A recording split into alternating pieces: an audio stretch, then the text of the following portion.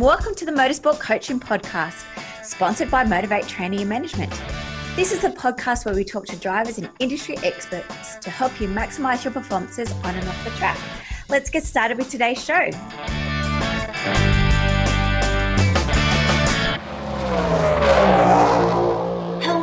And welcome to another episode of the Motorsport Sponsorship Podcast. I am your host, Belinda Risley, and thank you for tuning in today. For those who don't know me, I'm the founder of Motivate Training and Management. We're an online education platform for beginner to amateur motorsport competitors. I really do appreciate you listening to me today or watching it now live inside our new YouTube channel called Motorsport Sponsorship. Very original, trying to keep everything consistent and hoping that you have more easy access to the information that you require to seek sponsors. So today, team, we're going to be talking about what is the actual sponsorship process. I feel like working with a lot of beginners that they think that simply just having a motorsport sponsorship proposal is all that they need in order to successfully seek sponsorship. Unfortunately, team, it is not that easy. There's actually a lot that goes behind the scenes, and I'm sure lots of you follow a lot of the professional race car drivers, and they will also say that most of the time is taken up during the week with sponsors doing proposals and sponsorship management. So this step of the process is really important if you are looking to seek sponsors and looking to further your career inside this wonderful sport of motorsports. And I guess that's why you are listening today. So again, I really do appreciate it.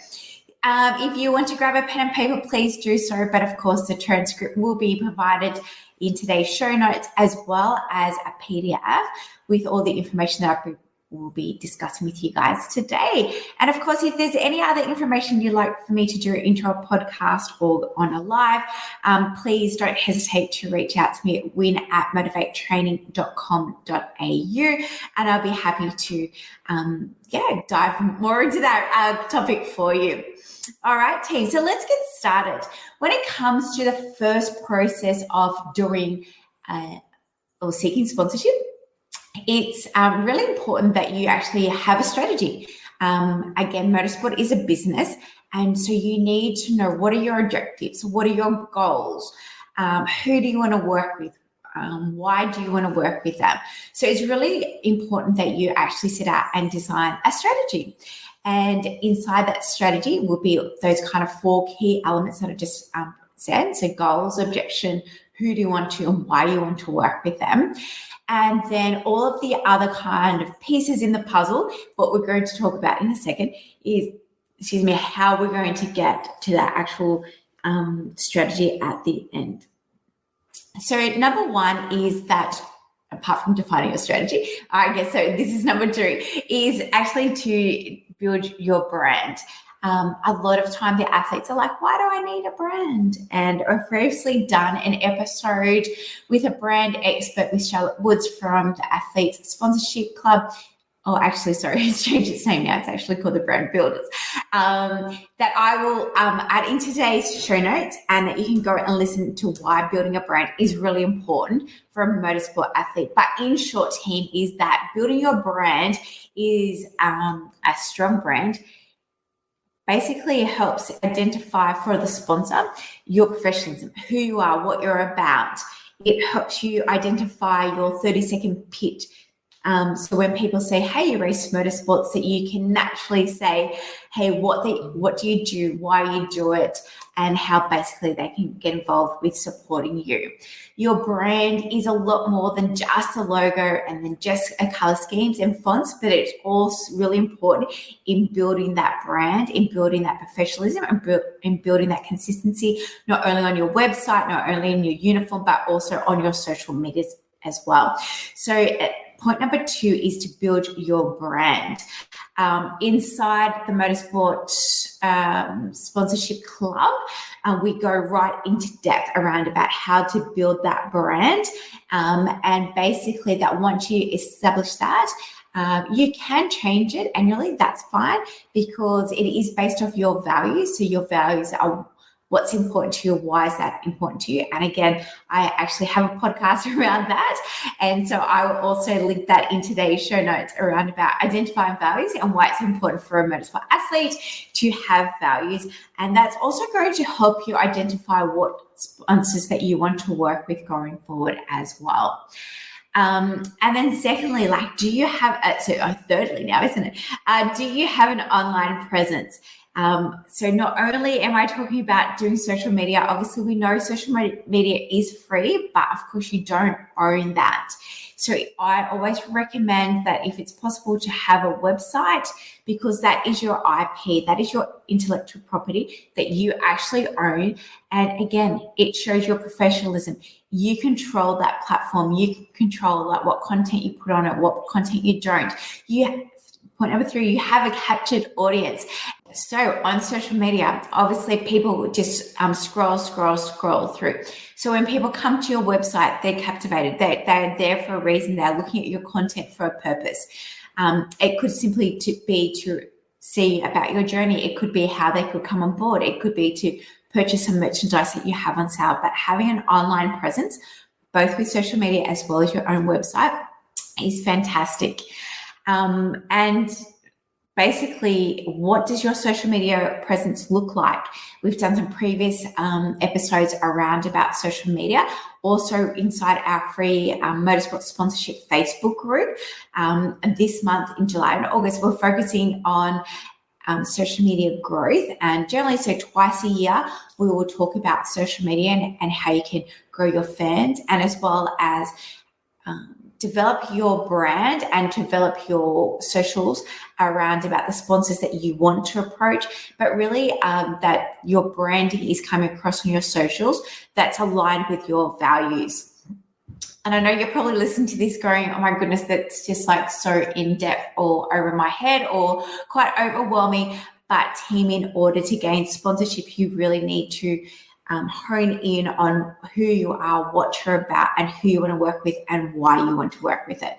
So what is basically this whole episode is about what is your process in identifying all of those 4 key questions. All right. And so tip number 1, 2, 3, 4 is around about having sponsorship materials. And that is simply do you have a QR code that leads to your website? So do you have a sponsorship process? Do you have a sponsorship deck or proposal? And again, I've done another episode. Sorry, guys, I don't need to keep trying to promote our previous episodes, but the content is there. And so if you want to know the difference between a deck and a proposal, it's pretty much more of like an American thing versus an Australian thing, then just reach out. I want to talk about sponsorship materials. And these are things like, do you have a QR code that goes from, go back and listen to this, but the content is already there and it is highly recommended. And it just depends on the relationship that you've got with the sponsor and what kind of information they are wanting to know, which is predominantly what the 3 differences are. But so you need to know, like, where are you in the process of seeking sponsorship with that prospect to know what kind of content to send to them. So number 4, having that sponsorship material. Number 5 is, of course, identifying which target potential sponsors that you want to work with. I mentioned about having your brand and having your values and making sure they're aligned. And the example that I always utilize is, if you're a vegan and you certainly don't want to have a sponsorship from a butcher because obviously your values don't align.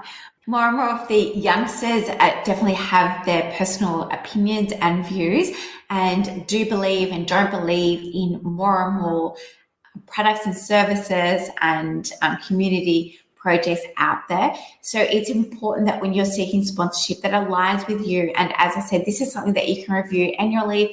It's nothing that your brand is going to stick with you forever.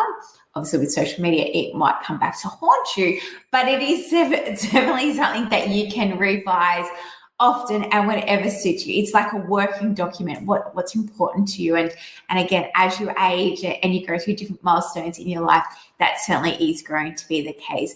But you do need to identify who do you want to work with and why do you want to work with them. you need to compile like a list of contacts that you would love to work with. What kind of brands do you use every day? What kind of things are important to you? And just going back to that brand thing, as I said, when it comes to seeking sponsorship, definitely a lot of beginners think they need to seek sponsorship from those companies that just are related to motorsport industry. The best thing is, and again, if you've been following me for a long time, is that I don't like the word specifically as motorsport sponsorship because it's not. It's marketing. It's motorsport marketing. So think about the marketing opportunities that you can offer someone, and we're going to talk about benefits in a couple of more points. However, think about the brands that you use all the time and think about who are they targeting to. Does your race category, your race vehicle, your state, your country have the same alignment to what kind of product they are trying or service that they are trying to promote? That's how we identify those target or potential sponsors. Number 6 is networking. We know that in motorsport, it's not what you know, it is who you know. So quite often I hear most athletes going, oh no, I don't go to the track unless I'm racing, but I guess that's up for you to decide if that's a great attitude or not. And definitely with athletes that I work with, I certainly do encourage them to attend different racetracks, different race meetings, different race categories, so they can enhance not only their knowledge about them, but also have different contacts as well. When we're talking about networking, it's not just obviously motorsport related, but it's also contacting things like your local small business of chambers, because motorsport is a business. It could be something simple as going and doing some local fundraising around your local area. And again, like there's so many unlimited opportunities when it comes to sponsorship / fundraising / marketing opportunities. It comes within motorsports that you just need to think outside of the square. And of course, if you do need any help at any time, feel free to book in for a free strategy. I, again, will put the link into my Calendly that you can just book a certain time. And again, if you just want to brainstorm for about half an hour, I'm happy to do that free of charge just to give you a leg up, because I'm very passionate about the industry, and if we don't have drivers, we do not have any sport. So when it comes to point number 7 around about sponsorship processing, it's really important that once you do have a process, and please note that the proposal is pretty much the last step in seeking sponsorship. So you need to go through all of these values. You need to go through seeking why, who you want to work with, how do you contact them, what are the benefits, I guess. So maybe I'll just put up benefits before customization and say that knowing what you can actually offer the sponsor is probably like the most important factor when it comes to seeking sponsors, because without identifying what you have to offer and for that prospect, it's very hard for them to say yes or no, this is going to be a good business deal. And again, motorsport is a business, and so this is going to help them identify, is my return on investment really worth it? Does this race category or does this athlete have the social media following, or have the website engagement, or have their network / newsletter database of the quota that are required to promote my business or service?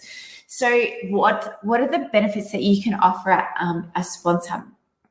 Again, I have a checklist of around 40 benefits that you can offer a sponsor, and I'll put it in today's show notes. So it's just a free download, and then you can go and have a look and start to think about it. It's great to have a generic list of benefits that you can offer a sponsor, but then each and every conversation that you have with a prospect, it needs to be bespoke to them.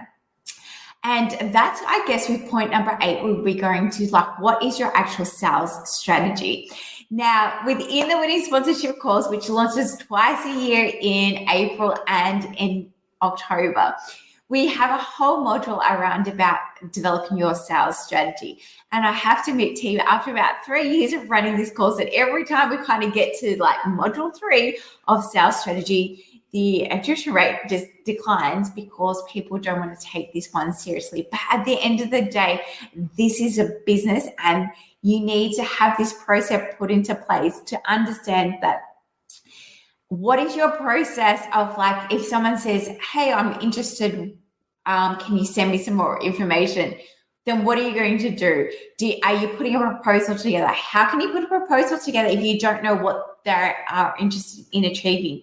Again, you need to understand, like, what is the prospect wanting to get out of this sponsorship or marketing opportunity. So you need to go and have a meeting with them, or you need to have a Zoom meeting with them.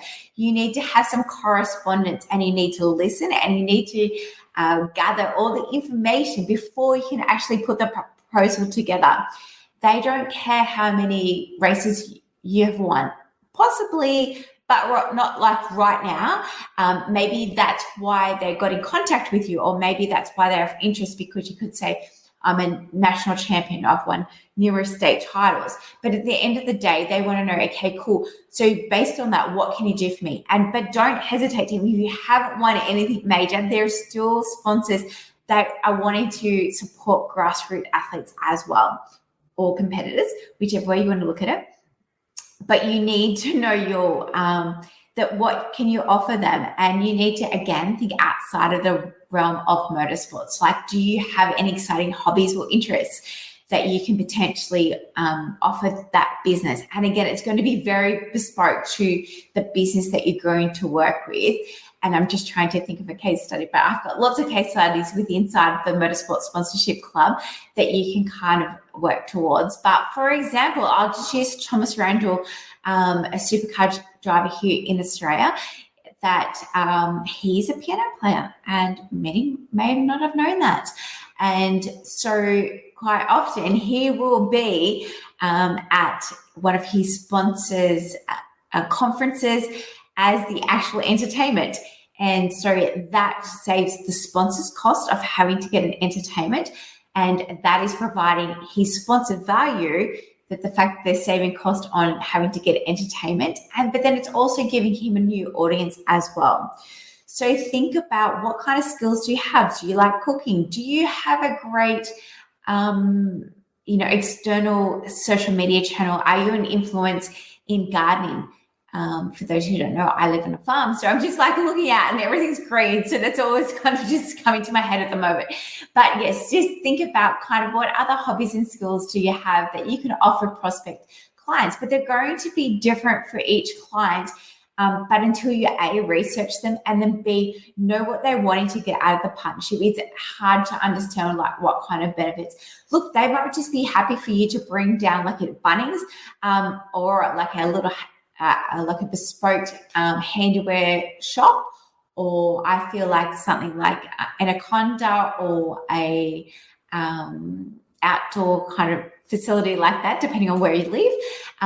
They generally will have a barbecue on a Saturday. So they could be quite happy for you to come down maybe once a year. It could be twice a year to actually run the barbecue, bring your vehicle down, again, depending on all these kind of different factors, and actually be happy for you to take the income, and they might match you dollar for dollar. So there's all of these kind of like different ways that you can make money, but you've got to think outside of the square. And again, inside the Motorsport Sponsorship Club, which is purely around about gaining sponsorship, that opens 4 times a year. Next time we're going to open it in December. So there is a wait list currently opened, and there I actually pop in the how to find sponsorship. So I feel like with the athletes, it becomes all too hard. Like, where should I find sponsorship? And inside there, each month I pop in anywhere between 5 and 10 new companies that are seeking sponsorship. It could be something that's just a simple open and close door, or it could be something like a big mainstream national company that always takes in sponsorship that you can just apply for. But again, it's like, what is your process? You just don't want to send through a proposal and be generic. You need to show your uniqueness and authenticity. And although those words are kind of like flippant, it's about, again, building your brand, what you want to be known for, and how you represent yourself. So all of these things are really important going forward. And I think when you think about values and brand, I know like F1 drivers are kind of really easier, I guess, as professional athletes, because they really know their brand. So if you think Lewis Hamilton, you're going to go, your thoughts about him, like well dressed, about kindness, all for one for all. Obviously, he's for Black history. And then you think like Danny Rick, who's like the farm boy from Perth, the smiling assassin. And so they've all kind of got attributes towards that, though. They all have attributes that you represent. However, when you start to think about these F1 drivers now, because they are now on Drive to Survive, not even if you are a fan or not a fan of Formula One per se, but once you start to watch it, you can get to see and feel what their brands are actually about. And that's ideally what you want your prospective sponsor to have a clear understanding, like who are you, what you're about. And I know there's a lot of drivers that are a little bit shy and they're a little bit more introverted, and they're not like, hey, like, look at me. And that's okay as well, because there's definitely a lot of processes, and I shouldn't say a lot because I don't want to overwhelm you. Sorry, that wasn't the right word. There's definitely a lot of things, not a lot, there's definitely things that we can do to get to the point short and sharp without having to make you feel uncomfortable as an athlete. All right. So after we do our sponsorship benefits, and now we've had those kind of discussions, we've had actually that sales first conversation with them. We've actually sat down with them, or we've actually been on a video call and we've spoken to them about, hey, like, what are you actually getting into? Like, I'm so excited that you want to invest with me, but what is exactly that you wanting to get out of it? Wow. Imagine asking a client, hey, what do you want? Imagine walking into a shop saying, hey, I'm like, as opposed to the sales assistants going, are you okay? Going, hey, I'm going out on Saturday night and I want the best stylish outfit that you can get me. What can you give me? She's going to know, or he's going to know exactly where to go to give you that content. So it's no different when you have that first conversation. You cannot develop a proposal until you know what they want, because otherwise what is in that proposal is what you think that they want to hear, but you don't know that.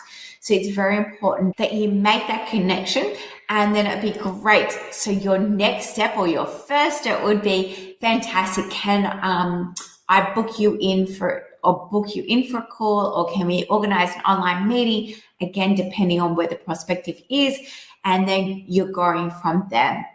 And then after you actually have that meeting and you've just listened to what they want to get out of this, and hey, if they're just saying, look, we don't want any business kind of dealings, we just want to sponsor you personally, that's fantastic, team. That's exactly what we're wanting to achieve. So congratulations if you get that sponsor on board. But if not, then that's when you need to go back to the drawing board to start to develop your proposal. And again, I highly recommend utilizing Canva, so canva.com, which is there's a free and a paid one, like kind of online graphic design tool that you can utilize. Also, we'll put that link in. There's going to be so many links, guys. I feel like we're up to about six links already, so I do apologize.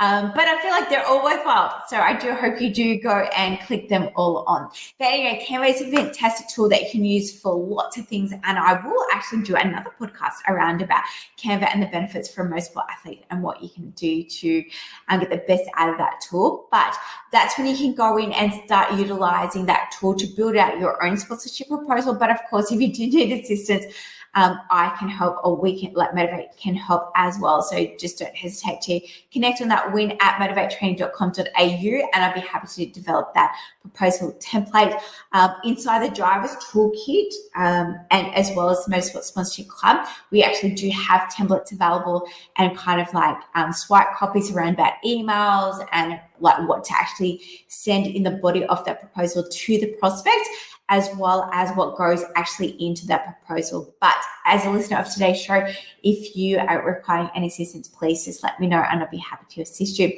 But team, the process does not stop there after you've done that process.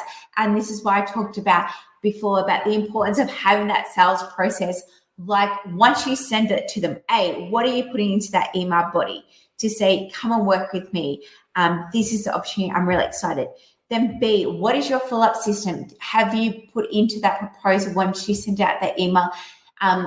Thanks, Belinda, for your interest in working with me in the next season, the next round, for the rest of the year. I'd love to, I'll give you a call on Monday at 11 o'clock.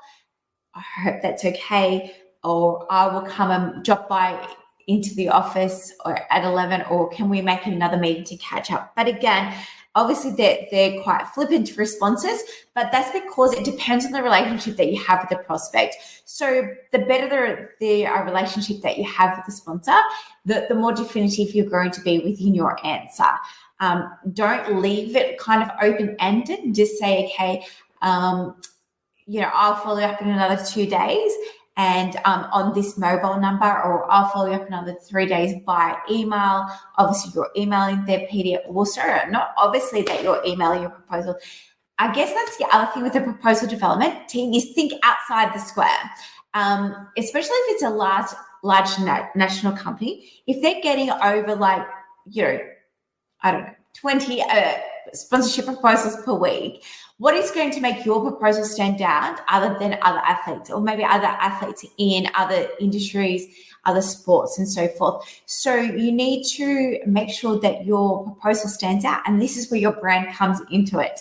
Definitely if you're an extrovert and you're exciting and you want to showcase who you are, you can do something weird and funky. And again, this is all bespoke to you as the individual.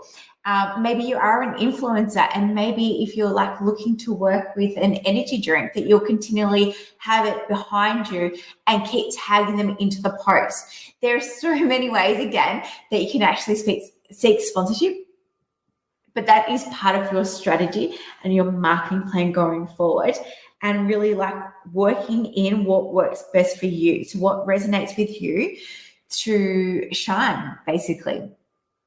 But then, of course, team, once you have sent through the proposal, we just mentioned, what is the follow-up process? And then if they say yes, then what do you do? Then if they say no, what do you do? Again, we go through inside that Winning Sponsorship course about those next steps and how to set it up efficiently. And I pretty much have all of those templates inside of that Winning Sponsorship course, which is kicking off October 7th. And it's just a matter of you going in and going, okay, well, if they say yes, this is what I'm going to do. If they say no, well, maybe you're going to go and knock on the front door, and maybe you're going to be persistent and send them a merchandise back. Again, it's all about you and your personality and what's really important to you. And so I really hope that you start to think about your sales process, whether you're enjoying the Winning Sponsorship course or not. It's about what is your sales process. And again, it's just about kind of having a mind map around about what kind of steps you take when someone says yes to coming on board with you and someone saying no. So what is that onboarding process? If they say no, that's okay. Maybe there's a reason, but find out the reason as to why they've said no to come on board.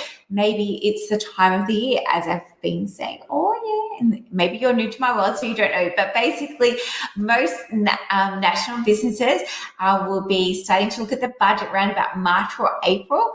And if they run off the financial calendar of the financial year, and if they're running off the calendar year, they're starting to look at their financials in September, and hence why I kind of run the Winning Sponsors course, which is more intentional, and it's more it's hard to work with because it runs only for 4 weeks, but it's 4 weeks of intense work to get you to have that sponsorship strategy from worry to grow, and then at the end having that clear strategy to put into place to try and seek sponsorship.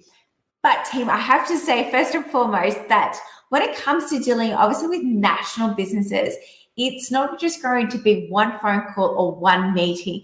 It generally takes through research anywhere between 6 to 9 months to get a yes. So when people are saying to me, when is the right time to start seeking sponsorship? It's yesterday, and that's okay, but just start now. You should be seeking sponsorship all the time throughout the year, every week.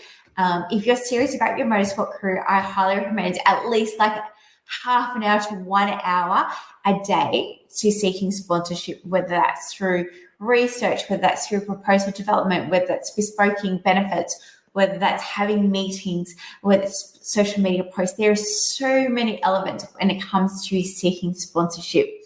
And then, of course, team, once you have actually finally got that yes, yay, well done, congratulations, it is always about negotiation and agreement. So I'm not going to go in about packages. And again, that's my third podcast I can actually do about the whys, the pros and cons about having a sponsorship package. But after you developed a proposal and you sent it through and they're like, yes, I'm happy to come on board, then you need to have a sponsorship agreement. Like, be proactive. Do you actually have a sponsorship agreement? What do you include inside that sponsorship agreement? Again, it's free inside the Motorsport Sponsorship Club. But I do have a sponsorship agreement that is available. Again, that's probably like the 7th link. Again, guys, sorry about all the links, but that I will put in today's show notes that I do sell, that has been developed from a sponsorship sports lawyer that we had developed. And again, it is still about taking it to your own lawyer, but be professional. Take that to the sponsor as opposed to letting the sponsor dictate to you. It's really important also, athletes, guys, team, that you know your worth as well. I know, like, we're really excited to gain sponsors, and that if we do, we're like, yes, we're going to do this and we're going to do that, we're going to do this, we're going to do that. But you need to be realistic as well. Like, you need to work out, what is your time worth? Like, you can say, I'm going to post X, Y, Z every month. But if someone's paying you $5,000 and someone's paying you $500, you need to obviously distinguish like the value that you're providing them. Because if someone's giving you $5,000, you're going to want to give them more content than someone's giving you $500. So you can't say each and every post, I'm going to tag you in, especially if you've got a great engaged profile. So again, you need to work out what is your cost of posting. And again, if you don't like doing videos or reels and you don't like being like the face of your brand, that's okay. We can work on that. However, if you do like doing that, that's going to come easy to you, and it's fantastic, and go for it. It's all worth it. And you might like love, and maybe you're studying social media marketing and video editing and all of that, those kind of things, and that's great. But if it's not your core love and practice and you think it's going to become a chore, that's when you don't do it, okay? Because once it becomes a chore, then it's going to become something that you despise and you don't want to do, and it will come across within your socials, because socials media is meant to be social, so it's meant to be fun and light-hearted and engaging. And if you don't feel it with that sponsor, or if you don't feel it because you feel like, it's not worth your return on investment, then you need to identify within that sponsorship agreement what is important to you, e.g., what is your time worth? How do you work at that time? I've actually got a spreadsheet. So just DM me time worth spreadsheet, and I will send that out to you. But again, that's inside the Motorsport Sponsorship Club. And then you kind of work out that when you're developing this agreement, that you'd go, yes, I will give you maybe 2 posts a month and 2 reels a month. But if you're an extrovert and you love doing it, or you're studying it, you might go, I'll give you like 1 a week or 2 a week. And it's just like what I do. And you might do like a takeover of their social pages. It just depends on who you are as an athlete. And that's what I mean. Like, it's very hard just to give it a blanket approach. It's very individual requirements of what you do love and want to do. But it's important that once someone says yes, that it's clearly identify what both parties, so you as the athlete and they as the prospect, know what the KPIs, so the key performance indicators are. And that could also be like, what are the payment methods? So team, do you have different payments available for a prospect? We know, like, we'd love large sums, but then do you have a motorsport bank account that you put it into and that you actually really take it out of that? If you do, fantastic, well done, high five, congrats. But pretty much for me, working in the industry for a long time, I know a lot of athletes don't. So I do highly recommend opening separate bank accounts. Depending on who does the finances, you might want to hide it from them so they don't exactly know what the ins and outs, like the sponsorship coming in versus the expenses going out. But if you don't want to go bankrupt, I do highly recommend that you do have the external account, even if you, as a parent or as an athlete, say, okay, well, realistically, I've worked out my expenses and I haven't even touched base on expenses. And it's pretty much like point number 2, when you're working with myself around about, you don't know what to seek in sponsorship if you don't know what it costs. And then I think if you work out that it's going to cost you $50,000, if you don't have $50,000 or $150,000 or $300,000 sitting in your bank account that you can fund it, and then maybe that's not the category for you. And maybe it's okay to step back a category for you whilst you build that up. But unless you have that funding, because there's nothing worse, not only for yourself as an athlete, for the category, for the sport, that you raise 3/4 of the event and then start to pull out round 5, 6, 7, or 8 because you don't have enough funds to keep going. You cannot rely on sponsorship alone at that later stage of the event or the year to try and get them on board and go, hey, can you keep me alive? As I mentioned, it takes like 6, 9, 12 months of onboarding, nurturing to get a sponsor on board that you're going to have long-term as well. And just to also think about sponsorship is not just ideally like for 1 year. So when you are doing your proposals, think about longevity. So think about what kind of other content can you put in it, e.g., this year, are you still going to do 1 more year of karting? And then next year, your plan is to do Formula Fords for 2 years. And then you're going to race, Hyundai Excels. And then, in 4 years' time, when your child is 16 or 17 years of age, then they're going to be racing Super 2s. And again, obviously, that's more relevant to the Australian market. But of course, overseas, you still have your pathways as well. But you need to know ideally what your pathway is because you want to get the sponsor invested on the journey and not so much on the year or the round just coming up. Obviously, if you do the round, it's not a bad thing because I know desperate measures requires desperate takes, and that's what you may have to do. But then if you do have to have a sponsor on board, like embrace it, like go, all out. And then afterwards, like that nurturing process of like, what was that one weekend? Like everyone in business is the first impression. What was that first impression you gave to that prospect? They're not a prospect, sorry. What is that first impression that you gave to that sponsor that came on board for that weekend? Did you wow and wow them? And then how can you now try and get them on board for the next 12 months and beyond?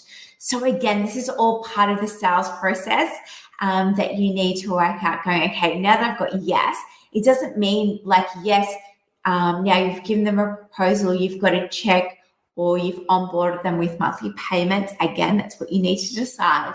But then it's like, how do you continue to nurture them?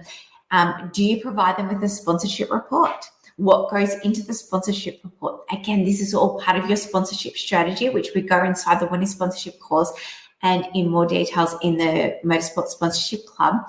And around about when do you send those reports? What kind of content do you put in them? Why are you sending those reports? How often should you send those reports? And how can you learn from those reports? But more importantly, the outcome of those reports is getting more sponsors going forward. And then that team leads into networking events. It leads into,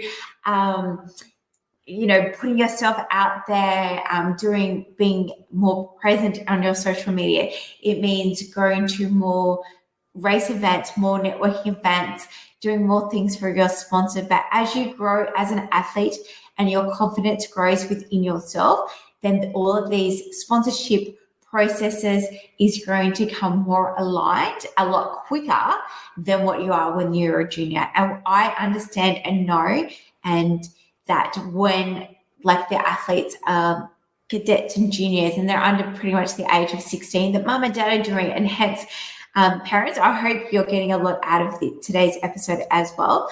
And of course, I feel like I know that one of the biggest challenges that I get, or inquiries that I get, is like, oh, my kid's only 9. How do I get sponsorship? There's definitely a lot of sponsors that are wanting to sponsor a 9-year-old. Again, if you're wanting to touch base and catch up on a strategic call, just book in at time and we can go through, the opportunities that may prevail for your child going forward. So team, not only do you need a sponsorship strategy, you need a sales strategy, you need sponsorship proposals, you need socials, you need a website, you need a sponsorship agreement going forward, and then you also need a nurturing plan. So there are 7 key elements of successful sponsorship seeking that you need to put in place. So I hope you have all of them, if not most of them, put into place if you are serious about progressing your career. If not, team, the 8th link of today, I think I'm up to 8. It could be more, it could be less, so I do apologize. But the last but not least link will be around about a sponsorship process checklist today that you can download free of charge and go through and tick the boxes, yes or no, do you have all these things put into place? And if not, maybe it's time to start thinking about it again if you're serious about progressing your career. Team, I will be back next week. I think maybe I'll do one of those 3 new podcasts. I did have something else lined up, and I'm excited about one of those 3. And I hope you tune in. Of course, I'd love it if you could leave me a review on Apple or Spotify or wherever you're listening to today about the podcast. It seems to be a while. So if you don't know, I've just recently celebrated 6 years of the Motorsport. It was the Motorsport Coaching Podcast. We have had a lull for a while, but I'm definitely hitting the high 100 episodes of the Motorsport Sponsorship Club. I'm very passionate about the industry. I do appreciate your time. I hope you've had some golden nuggets prevail to you today. And again, I really appreciate if you can race over and leave me a review. If not, I'd love it if you can just share it with one of your racing family and friends that you think will gain a benefit from hearing this episode. Team, please subscribe, and I look forward to talking to you guys next week. Thank you. Well, thanks everyone for listening to this week's show. I really hope you enjoyed that one as much as I did. Now, remember, all the show notes with the links and the specials mentioned in today's show are available over at motivatetraining.com.au. If you haven't already, I'd really appreciate it if you could head to iTunes or Stitcher, type in Motorsport Coaching, subscribe, and leave us a review. Each week, I'll read them out, and you'll go into monthly draw to win a fantastic prize. If you have any questions or comments, please email us at motivatetraining.com.au or head over to our Facebook page at Motivate to T. Until next time, take care.